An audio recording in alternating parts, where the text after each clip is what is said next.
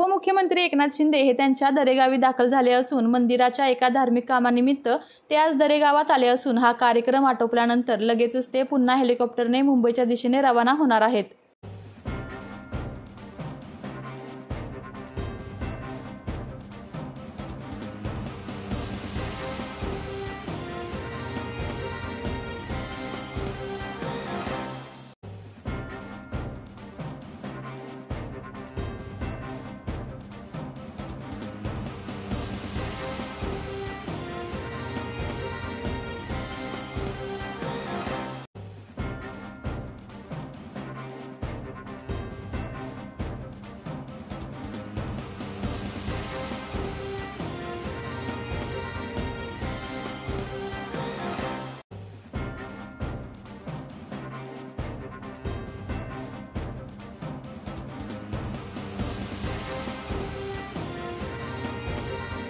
आपल्या तालुक्यातील जिल्ह्यातील बातम्या सर्वप्रथम पाहण्यासाठी आजच सातारा न्यूजला YouTube चॅनलवर सबस्क्राइब करा, लाईक करा, शेअर करा आणि बेल आयकॉन प्रेस करायला विसरू नका।